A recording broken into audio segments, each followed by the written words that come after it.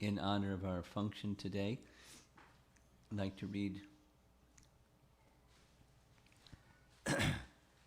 not just our function today, but in honor of the soon-to-come appearance day of Lord Rama Candra. I thought it'd be nice to hear something about Lord Rama Candra. Yesterday was Lord Nrsingadev's day, and today is Ramchandra's day.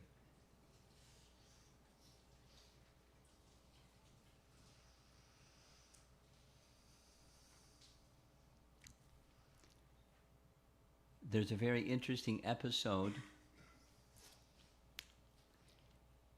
in addition to the well-known episode of Lord Ramachandra's appearance and all of the activities that went on preceding and involving his appearance along with his three brothers. There was a disappearance pastime. And in the disappearance pastime, in a mood that was startling to everybody, Ramchandra got up and headed for River Sarayu to depart from this world. And when he got up, the mood was so clear, everyone just followed him. And as he was about to enter into the River Sarayu to take his eternal associates, there's a nice, we're going to hear it later today, this evening, he took with him his eternal associates, and they returned to the spiritual world in their self-same body, because they're his eternal associates.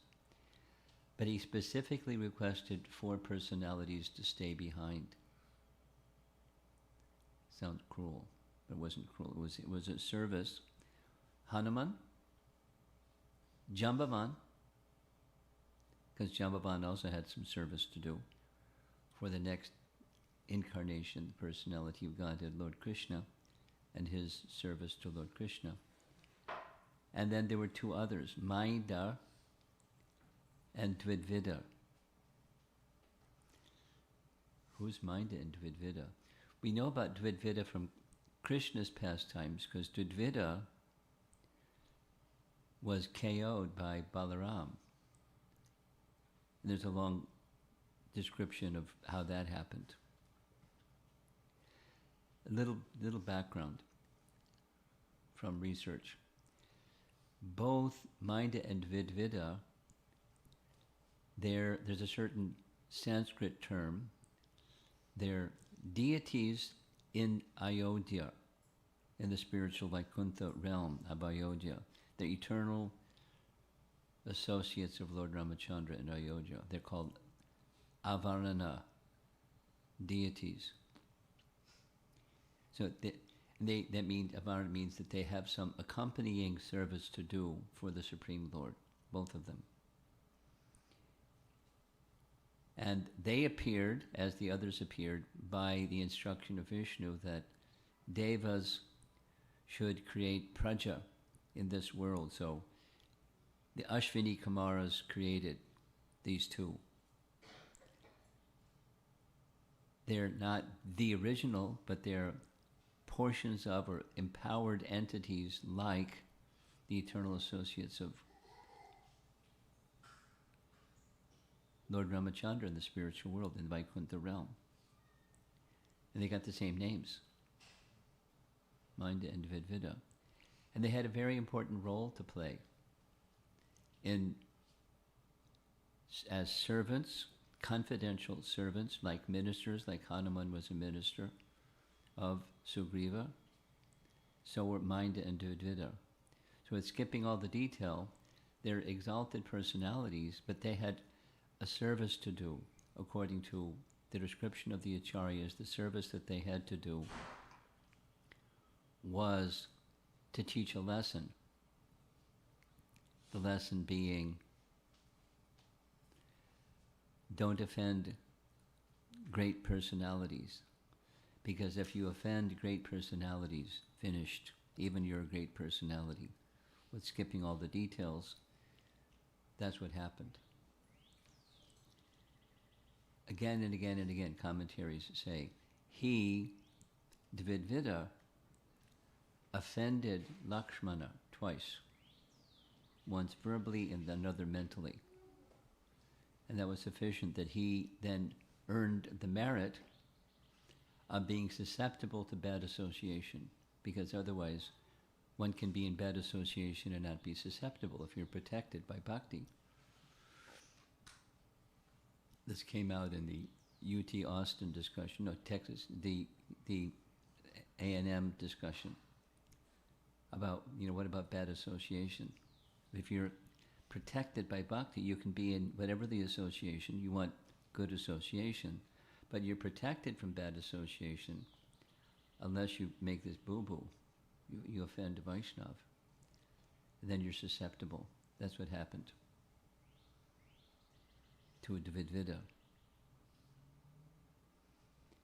And the bad association he got was ended because he stayed behind for some service to Ramachandra to teach what happens if you make an offense. So because of that offense, he became susceptible to the bad association of Narakasura. They were buddies. When Krishna killed Narakasura, Dvidvida took a vow to destroy Krishna and anything in relation to Krishna. Details you can read in the Krishna book or the 10th canto Bhagavatam.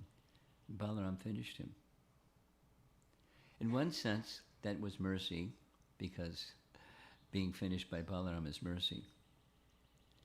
Not only his offense was gone and any sins that he had done were gone, but he became a liberated soul. So those four were left behind. Minda and Dvidvida, Jambavan, and of course Hanuman. And we find from the 5th canto Srimad Bhagavatam, in the cosmology section, in Bhumandala there's a central island, and there's 7 islands with oceans in between. Very interesting configuration. A circular island with in between is an ocean, and then another ocean and another island. And the central island is Jambudvip. And Jambudvip, according to Srimad Bhagavatam, has different tracts of land in between mountain ranges. And one of those tracts of land in between mountain ranges is 5th canto, chapter 19. It's Kim Purusha Varsha. And that's where Hanuman is, till the end of the universe. When the end of the universe, guess what? He goes back to Lord Ramachandra. And in between, he's feeling no separation from Lord Ramachandra. Separation, but always being with him because of his glorification of Lord Ramachandra. My plan is tomorrow evening we'll hear some more about this. That singular focus he has, Hanuman's singular focus on Lord Ramachandra. Very, very special. Dasya, through and through. Nothing but squeaky clean. Ramachandra. And eternally so. And there was a pastime whereby he apparently had forgotten, but was just apparent, because he's an eternal associate. So there he is in Kim Purusha Varsha, doing, for the duration of the universe, singing the glories of Lord Ramachandra with his associates. He's not alone. And there's others that do the same. So in chapter 19 of Canto 5, I'm going to read one verse. It's from the verses, there's a number of verses where he speaks or sings the glories of Lord Ramachandra from the mouth of Hanuman. You can't get any better than that. I mean, Valmiki's pretty good, but you can't get any better than Hanuman.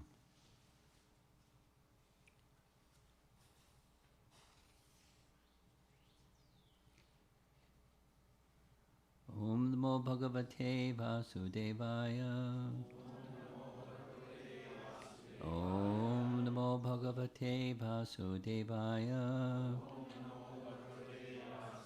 Om Namo Bhagavate Bhagavate Vasudevaya. The Janmanunam Mahato Nasau Bhagam Navan Buddhir Nakritisto Shaheto Tayar Vishritan Apit No Vanau Kasash Chakara Sakye Batalakshmanagraha. One cannot establish a friendship with the Supreme Lord Rama Candra on the basis of material qualities such as Janma, one's birth in an aristocratic family, or Saubhagam, being greatly fortunate in personal beauty, one's eloquence, one's sharp intelligence, or one's superior race or nation. None of these qualifications is actually a prerequisite for friendship with Lord Sri Ramachandra. Otherwise, how is it possible that, although we uncivilized inhabitants of the forest have not taken noble births, although we have no physical beauty, and although we cannot speak like gentlemen, Lord Ramachandra has nevertheless accepted us as friends. Now, Sakya is mentioned, although he's Mudastasya. So it's kind of a mixed rasa, but the prominence obviously is servitude. And the Bhaktivedanta purport reads, in a prayer to Krishna expressing her feelings, Srimati Kunti Devi called him Akinchana Gochara. The prefix a means not, and kinchana means something of this material world. One may be very proud of his prestigious position, material wealth, beauty, education, and so on, but although these are certainly good qualifications in material dealings, they are not necessary for achieving friendship with the Supreme Personality of Godhead. One who possesses all these material qualities is expected to become a devotee, and when he actually does, the qualities are properly utilized. Converse, those who are puffed up by a high birth, wealth, education, and personal beauty, parentheses, Janma, Aishvarya, Shruta, Shri, unfortunately do not care for developing Krishna consciousness, nor does the Supreme Personality of Godhead care about all these material qualifications. The Supreme Lord is achieved by devotion. Bhaktya mam abhijanati. One's devotion and sincere desire to serve the Supreme Personality of Godhead are the only qualifications. Rupa Goswami has also said that the price for achieving God's favor is simply one's sincere eagerness to have it.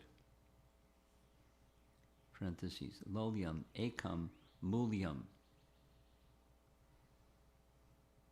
In the Chaitanya Bhagavat it is said, Kola vecha seva kera deka bhagya sima Brahma Shiva Kande Yara Dekiya Mahima Dhane Jane Panditye Krishna Nahi Pai Kevala Bhaktira Vasha Chaitanya Gosai. Nice poetry. Behold the great fortune of the devotee Kolavecha. Lord Brahma and Shiva shed tears upon seeing his greatness. One cannot attain Lord Krishna by any amount of wealth, followers, or learning. Sri Chaitanya Mahaprabhu is controlled only by pure devotion, unquote.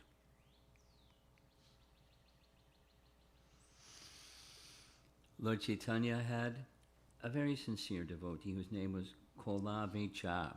Sridhar, whose only business was to sell pots made of the skin of banana trees.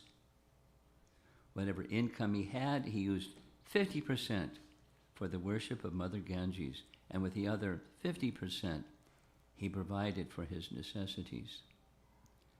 On the whole, he was so very poor that he lived in a cottage that had a broken roof with so many holes in it.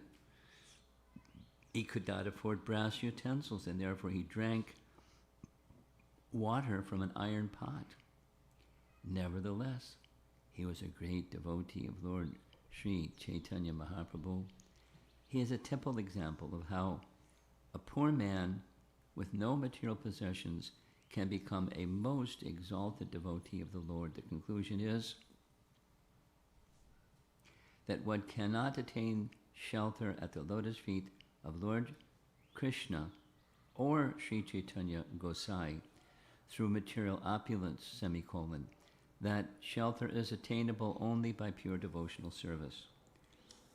And he quotes Rupa Goswami, Anyabhilasha shunyam, jnana karma dyanavratam, anukulyena krishna nushilanam bhaktir uttama. Translation: one should render transcendental loving service to the Supreme Lord Krishna favorably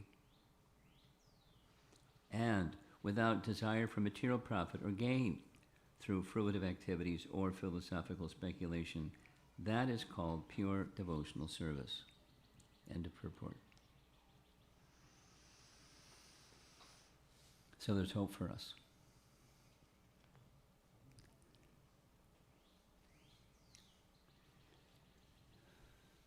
It turns out when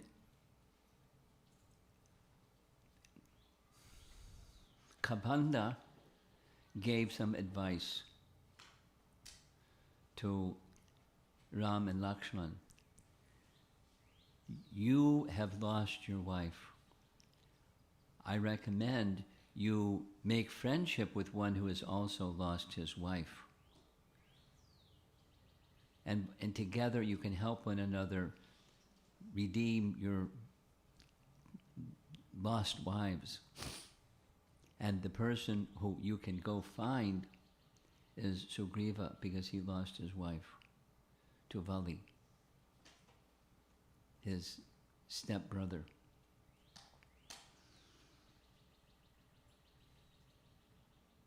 And you'll find him at Rishamukh Mountain. They didn't know where Rishamukh Mountain was. They're just going through the Dandak forest. Things happened and things happened. And over here, there's this big mountain, Rishamukh Mountain. And on top of Rishamukh Mountain, hiding away from his brother, Bali, was Sugriva and Hanuman and Mainda and Dvidvida and other associates of Sugriva. Sugriva also became a very, very dear devotee. We'll hear some more about that this evening. Very dear devotee of Rama Candra, without material qualification.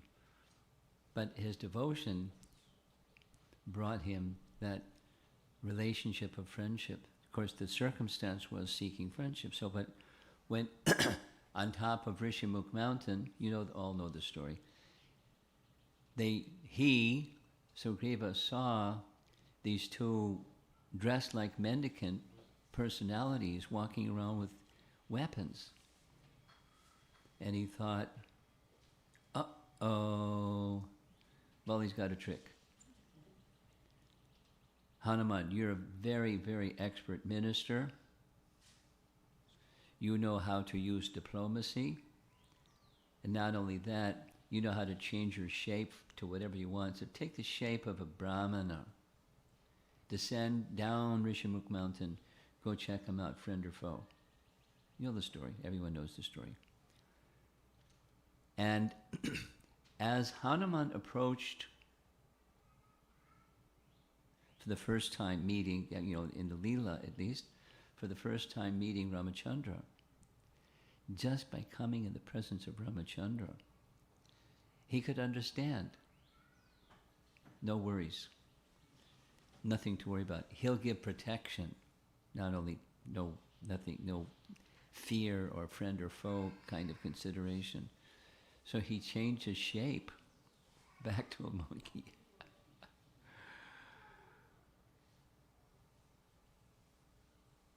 And he immediately disclosed everything about who he was and what his purpose in coming before Ramachandra was. Nothing held back, no whispering or secrets, or full disclosure, full trust, full confidence, because he's wise and he knows to whom he can disclose confidential things.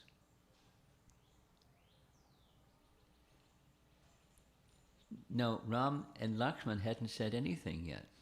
He said everything first. And then, classic, Ramachandra, without looking at Hanuman, spoke directly to Lakshman about Hanuman, describing his experience. And it's wonderful what he had to say about Hanuman.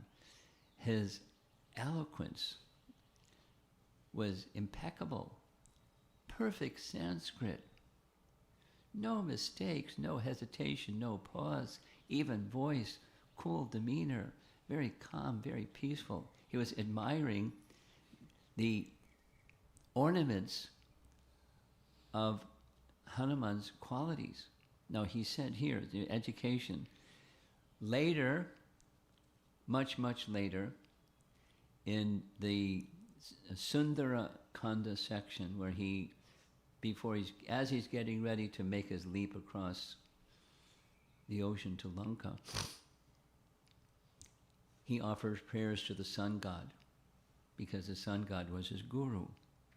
So where did he learn all this Sanskrit and everything else? From the sun god.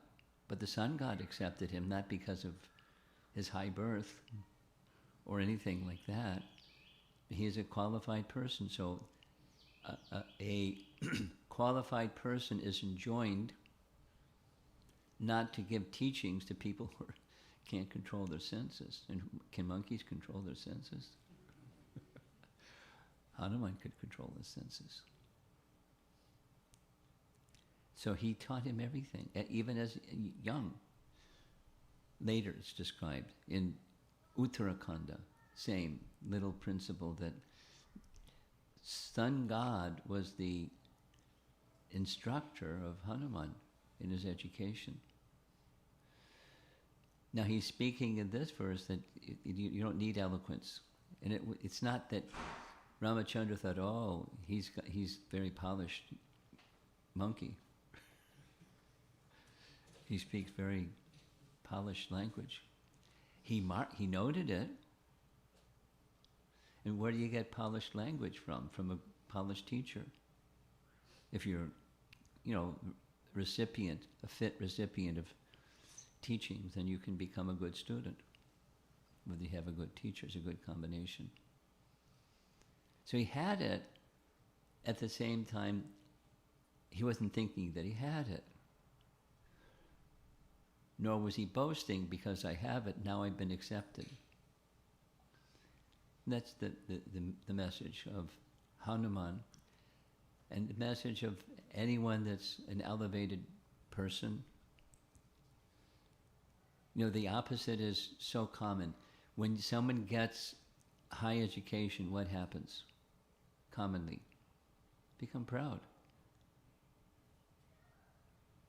I mean, it's not unusual. Someone gets high education and they become proud. If there's someone that has high education and they remain humble, that's unusual. I'm just a little sharing, this is kind of off topic, but it's not off topic, actually. Just this morning, I was listening at length to a very unusual conversation between Prabhupada and a Brahmana from Kanpur, who had become a scientist. Without the detail, It was a shouting match. In most of the conversations, people come to meet Prabhupada, they're respectful. You know, Prabhupada would do what Prabhupada would do. He would interrupt them and start speaking, and they'd be silent to hear what he had to say. Even if they had another view, they would hold their other view, wait for the opportunity to say it again, but be respectful. This man was disrespectful, the opposite. He would raise his voice and, speak above, simultaneous with, it was hard to listen to. He was so disrespectful.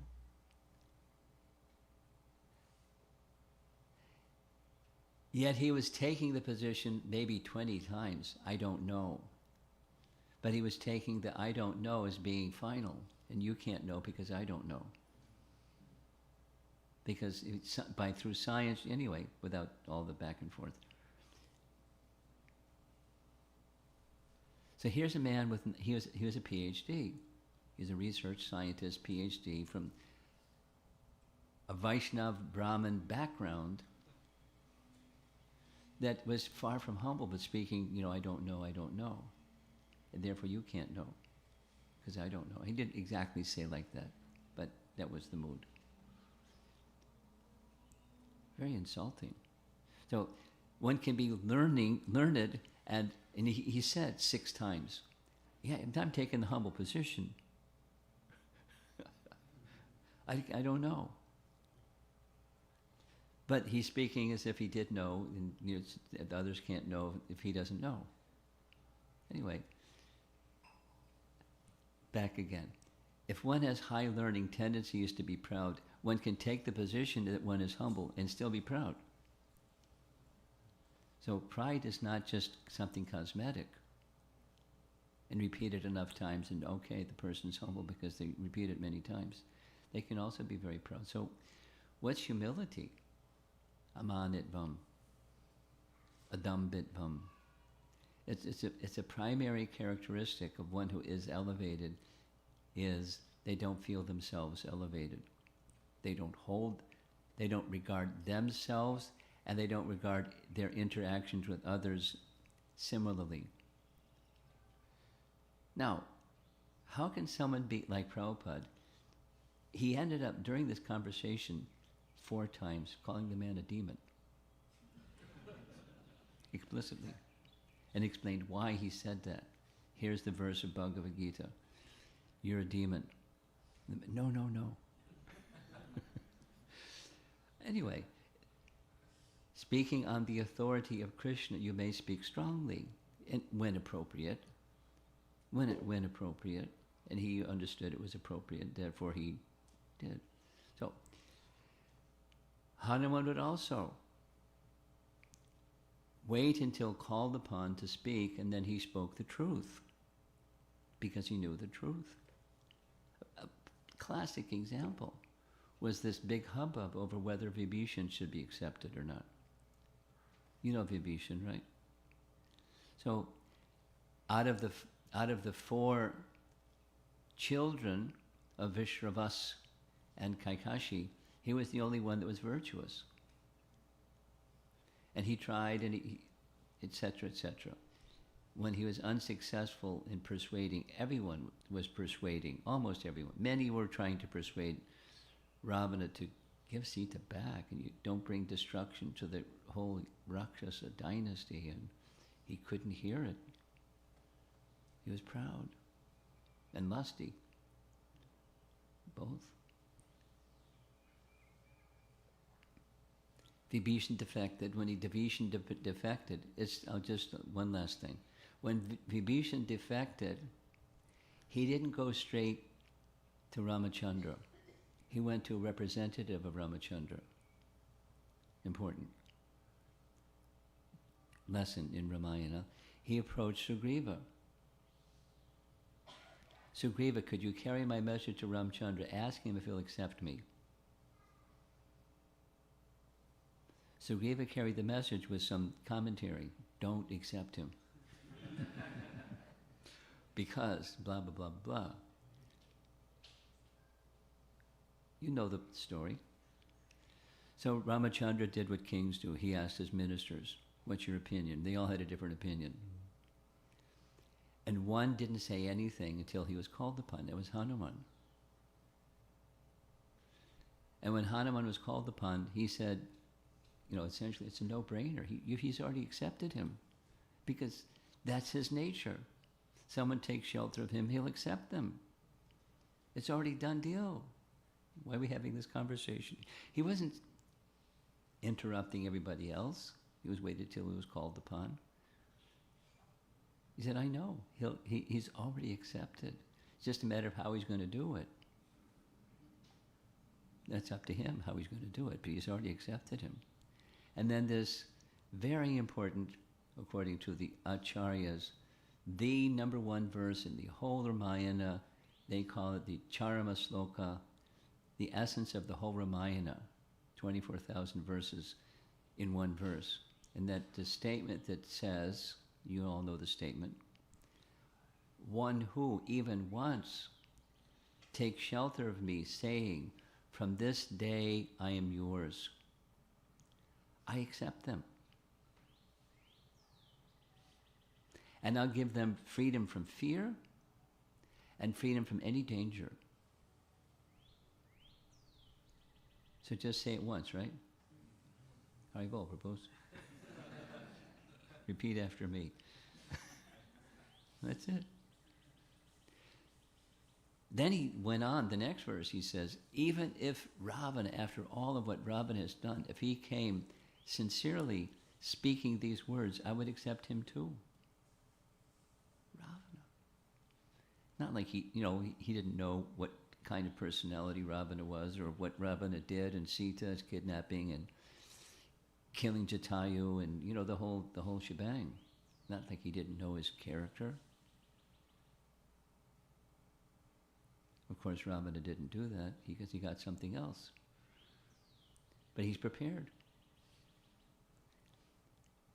And Hanuman knew that because he knew the heart of his master. He's the servant, knows the heart of the master. Not everyone will understand the heart of a master, but the intimate servant like Hanuman understands.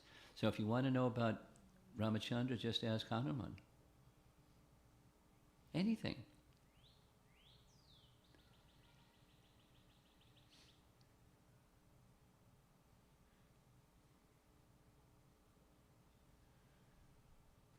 I want to speak some more about Hanuman. We'll do it tomorrow.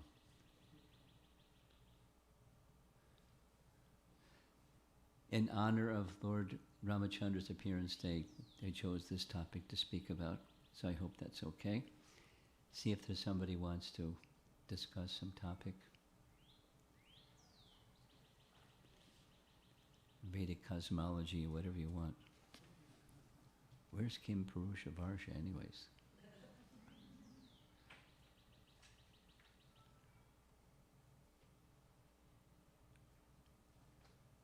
Yes.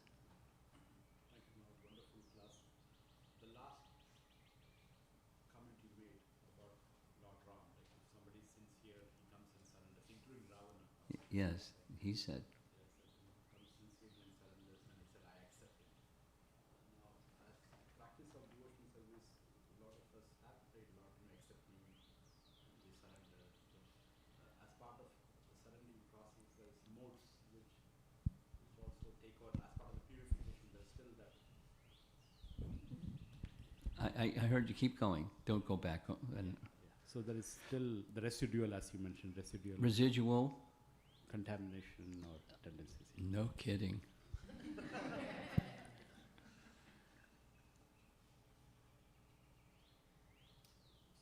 What to do? The question is, our hope is the Lord is still accepting me. I know the purification. Of course. Even once. Now, what does that accepting mean?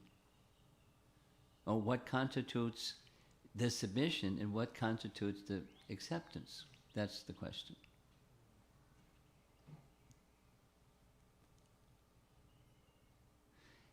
This topic, as you most likely know, that very verse, the essence of the entire Ramayana, was the cause of a split between the Sri Vaishnavas.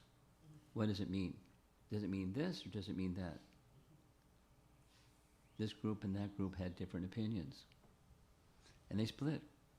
they're followers of Ramanujacharya with this view and with that view.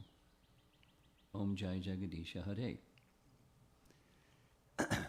So our Gaudiya Vaishnava view is not yes, what Ramachandra said is true, and what does it mean? Unpack what it means. It's once when it's, you can say, like this nice verse that was that definition of bhakti given by Rupa Goswami. It's not submission and then slackening. In other words, there's no. When submission is there, it's permanent. If it's unsteady bhakti, anishtita bhakti, then it's not complete. But there's a process that it can become complete, provided one continues the process. One can become squeaky clean. And that's my understanding at least, of the teachings of Lord Chaitanya and the stages of bhakti described by our acharyas. The unsteady stage is the stage where the anarthas are being removed, but they're not completely removed. Like the Bhagavatam verse, Nashta prayeshu abhadreshu nityam bhagavata sevaya. Prayeshu means prayina, means not complete. It's almost destroyed. Nashta, prayeshu.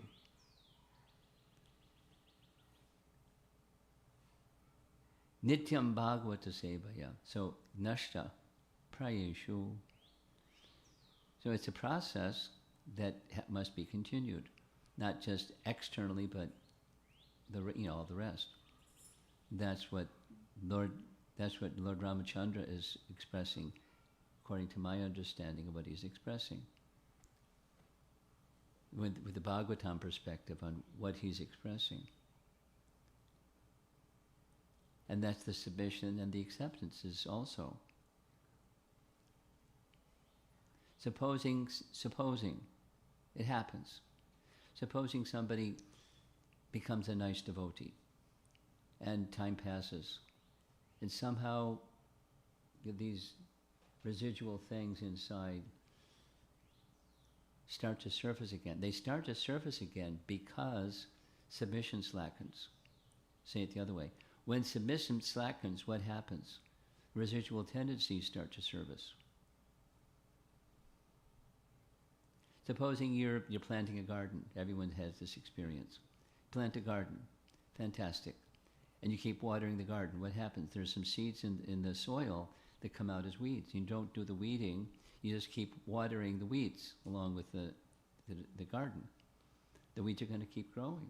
The weeds will grow faster than the other stuff. So you have to do some weeding. That's part of the submission. Residual tendencies. One will be protected, provided the submission is there. And that submission includes, we just came up in the morning Bhagavatam class, it's an ongoing process. But it's not like I cleaned my altar 3 years ago. I did it. So Krishna is pleased. It's an ongoing process of cleaning or weeding or anartha-nivritti, etc. It's part of the process of even once, from this day forward I am yours. From this day forward I am yours. That's forward, not just past. So there's risk of residual tendencies again surfacing, but that one is protected from that by the life of a Vaishnava. That is, you see what those tendencies are, and you make your best sincere effort to uproot them. And if they start to show their ugly head again, Krishna will help you.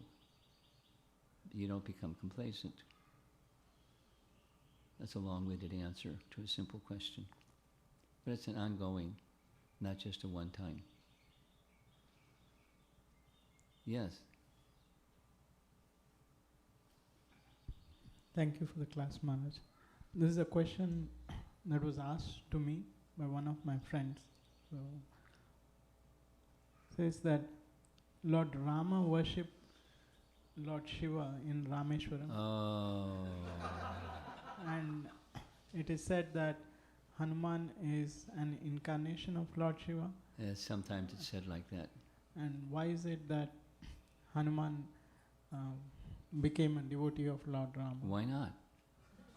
He's an not became. He's an eternal. No problem. Is Lord Shiva a devotee of Ram? Is Hanuman a devotee of Ram? No problem.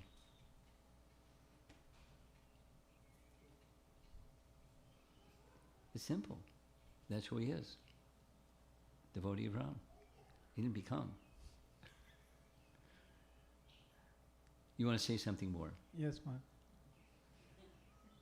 In Ramayana, you were explaining the first encounter of Hanuman with Lord Rama. Yeah. It's really nice. I like it. In that encounter, although Hanuman is eternally the devotee of Lord Rama, he didn't present himself as a devotee of Lord Rama when he first met That's right. Lord Ramacandra. He presented what his worldly circumstance was. He's minister of Sugriva. Right. So at what point did he... It's not like he didn't know. He kind of evolved to waking up from slumber or something like that. It's a pastime. And it's like not just as a pastime he's reading a script and saying his parts properly because that's the script. It's just a pastime of interaction. Sure. Thank you. And it's sweet. And the way that Ram responded, without even looking at him, just talking about him, remarking on his qualities, which means he could understand what was within, not just the qualities. Yes, ma'am. Thank you. Yeah. It's loving exchange. And there's mysteries to loving exchange, but that's okay. Loving exchange is loving exchange. Anyone else? Yes? I got a question. So I guess it's kind of related. So the point that stuck out to me was the aspect of how when Vibhishan first came, he first checked in with Sugriva and then approached Ram like immediately. Correct. Right? So I guess my understanding, or I'm trying to like apply application based. So Okay.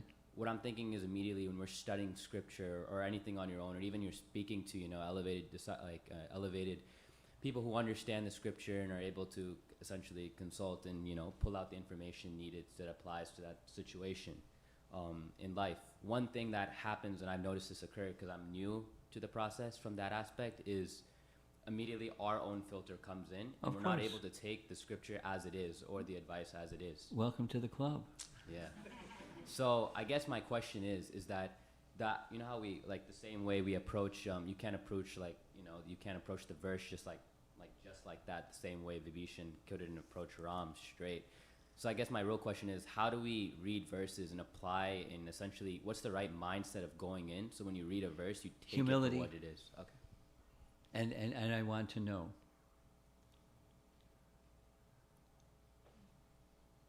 And it's not just, in the beginning stage. It's the medium, intermediate, and elevated stage. But that's the consciousness, the mood.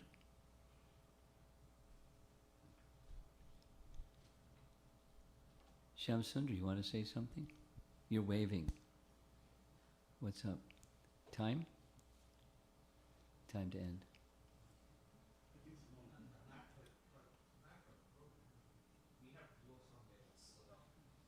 What's the? I don't get it. What's going on? No, we both have to leave for something else. Okay. So you're his ride or something like that. Anything else? What about our host family? Anything from Sanchara you want to toss something into the ring? Huh?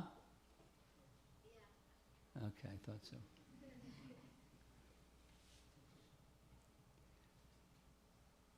Thank you, Maharaj, for always like encouraging me to ask questions, because half the time I have the questions, but I just keep it to Freeze. myself. Yeah. Uh-huh. But I was thinking that with Lord Ramachandra accepting Vibhishana and then also saying that I'll accept you to Ravana, it there's a lot of mercy in that one sentence. Yes. But it's so easy to take advantage of that mercy too, and treat it as like, oh, like the Lord will always be there. He'll always accept me. There's a Complacency. level of complacency that comes in. Yes. And it happens in different stages of Oh, yeah. devotional life too, and it seems Welcome like... to the club. Right. Right. I was wondering, what's the trick to get out of the club?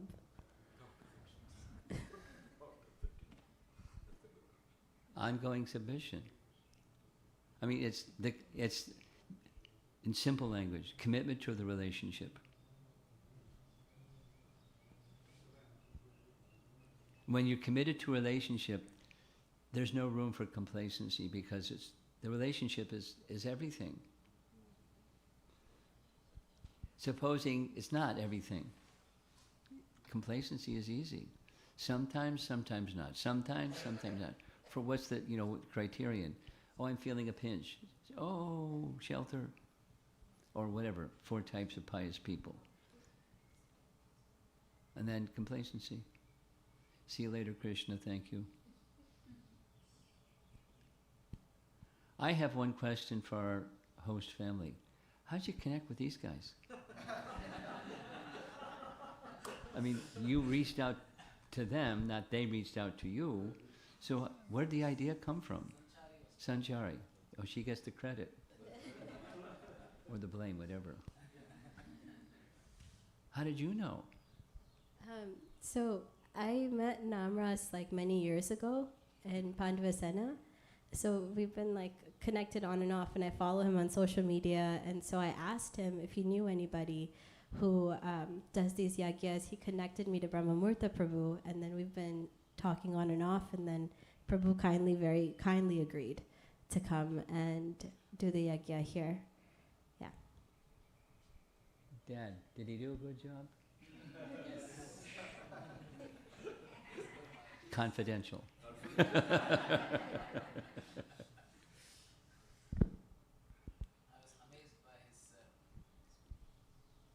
I was really amazed by his commitment and enthusiasm he brings into the doing yajna. And I asked him whether do you need a microphone. He said no, and he was continuously like that. That really amazed me. That's amazing gift he got from God. And his guru. One of the things I appreciated also, aside from the microphone or not, was explaining things. Yes, exactly. You know, lots of people, it's a ritual. They don't know what's going on, but something, not everything, but something, so they know what's going on. Yeah. Right from the beginning, he was doing it. He was saying, okay, what is that? How to meditate upon that? How to meditate on this particular mantra? Who is coming? How it forms? How Lord Narayana enters into this Agni. If I know anybody else that wants this type of thing, I'll mention your name. Yes. If you Amazing. don't mind traveling to Texas, and Yeah. you just had tornado warnings here a while ago. We had an earthquake in New York. Yeah, not only that. No more safe. When I was coming to Texas, it took the flight was delayed by 3.5 hours because of torrential rain. Newark Airport. 3.5 hours. Just like people were frustrated. But we made it. Anyway, I'll pass on the word if I get the opportunity. Namarasa? You travel together, or how? You're his assistant. You're partners. You say assistant, he's the partner. I can't do anything without Namras. Okay. You're a team. That's good. Namras, I'm not good. Anyone else doesn't understand me, but if I just motion, Nam already knows my heart.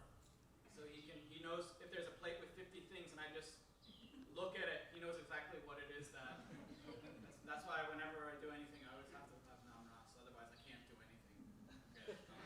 Srila Prabhupada ki, Gaur Premanandi.